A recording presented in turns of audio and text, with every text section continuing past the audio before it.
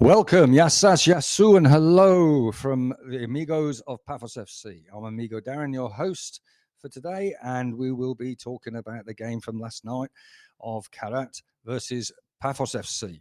Kairat Alamaty, rather, UEFA Champions League game. So I'll just be referring to them as Kairat because that's a lot easier for me, and it means you don't have to hear me stumbling through the surnames of everybody. Anyway, the team selection of Pafos FC was as follows. In goal was international keeper Mikael for Cyprus.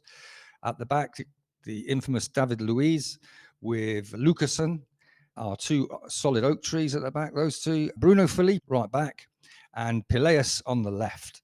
In the midfield was Sunic and Pepe, a good combination. They've been playing well together.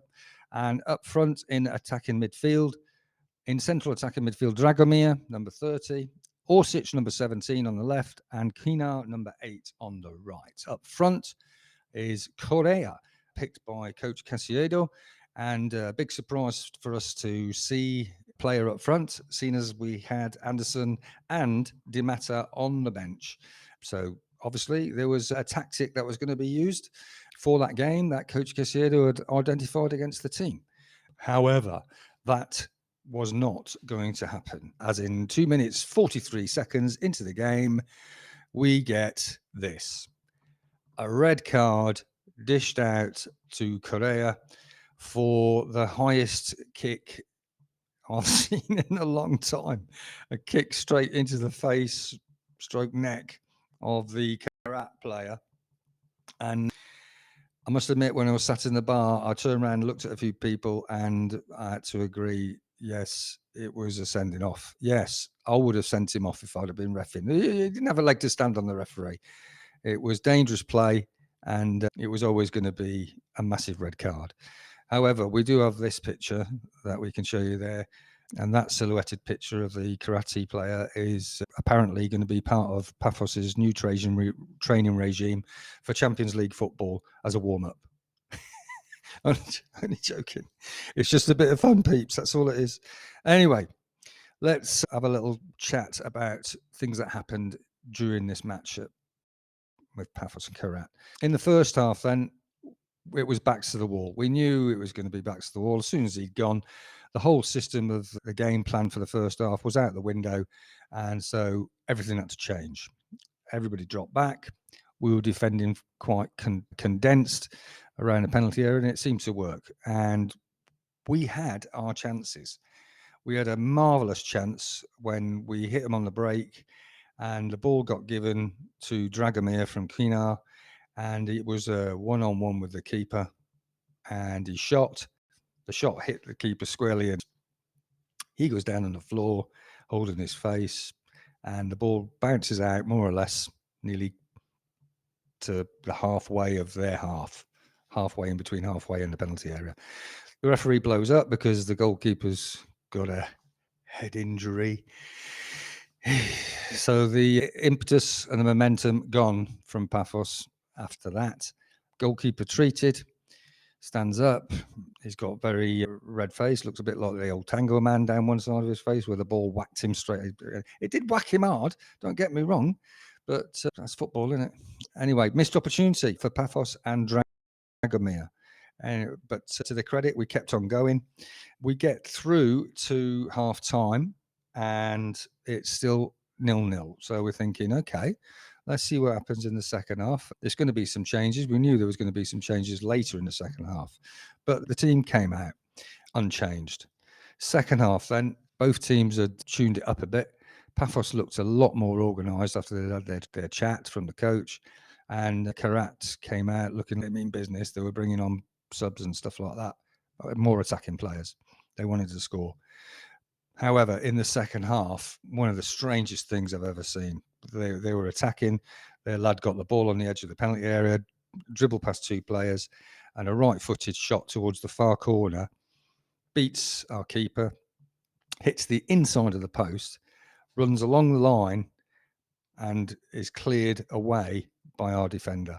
Talk about heart-stopping moment, because even the commentator was shouting, "It's a goal, it's a goal," and it didn't go over the line.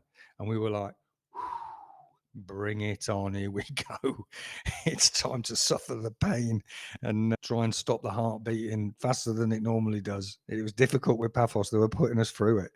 Anyway, further on then in the second half, we had our chance. We had our chance big time.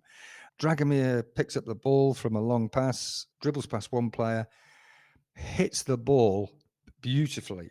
It hits the crossbar, comes down, strikes the back of the Kairat goalkeeper, and trickles over the line ever so slowly to the little bar that I drink in, erupting in noise of Bame Pafo, here we go. And only to be told 10 seconds later, VAR just checking for offside. We're like, no, you are kidding me. And yes, he was offside. And we're like, oh no. Oh, let's hope we can pull it off again. So onward, the second half went on. And Lucasen and Luiz's defensive strengths, amazing. Amazing. They were just like, for those of you that remember this, they were like the Berlin Wall. Nothing was coming down or going through it. They were awesome. They did very well. But moving on to the second half, we had a free kick halfway inside their half. Orsic stepped up to put the cross in, and he hit this ball. It went swinging in towards the penalty area, in between the spot and the 6 yard. Who was there? David Luiz on the volley, hits it, and I don't think I've seen a save like it, apart from Michael's last week. It was nearly as good as that. It went down to his right-hand side, and the goalkeeper just dropped, put an arm out. An amazing save. I still can't believe he saved it. We should have been 1-0 up there on that one, without a shadow of a doubt. But credit where credit's due. Hey, hats off to Kairat's keeper for that one. Yeah, he earned it. A great save. Kept his team in that tie without a shadow of a doubt. Anyway, big question after the 0-0 final result after about 94 minutes. I think played 4 minutes injury time. So no nails. Yeah, it's like that. Could we have won in Kazakhstan with 11 players? I think we could have. I think we could have beaten them fair and square. Why? They gave the ball away an awful lot. And I think with 11 players, we'd have capitalised a lot better, having a man up front to shield the ball and lay people off who were running off around him, like our three attacking midfielders do. Yes, I think we would have beaten them. Everyone was pretty confident. 3-1, 2-0. They were confident they're going to beat him, but obviously after 2 minutes 43, that's gone. That's gone. We looked more dangerous than they did when we broke with the ball. It just looked like we had a possibility of scoring. It's difficult really I don't want to go pointing the fingers at anybody, and I wouldn't, because we've all had a rush of blood when we've been playing sports or whatever, and we've all made mistakes in life. And I'm sure Correa's had a long time to think about what he did and how it impacted on the team, just like Bruno Felipe did when the first Champions League match. Hey, all we ask is let's not make a habit of it. We've got about another 6 games to go. It doesn't mean that the team has to be sent off to enjoy a Champions League match. They're not taking it in turns. And it also means that we just made it a little bit more difficult for ourselves, maybe, in that we've got to beat one of the big teams and send shockwaves around Europe and put that way. We might not get to the Champions League final, but if we beat one of the big boys, that'll say a statement. So let's hope so. We can but hope, as they say. So I'm Amigo Darren. I'm signing off. And before I sign off, I just forgot, it's Ammonia at the weekend. So we've got that coming up. And I'll be doing a podcast with a fellow called Stelly, who's an Ammonia fan. So that should be a laugh. I'll see you for that one. It'll be pre-match, so it'll be before the game actually goes out. We'll be doing that, hopefully, if I can link up with him. That'll be good. And we'll see you then. So from Amigos of Pafos, Bame Pafo, let's go, boys.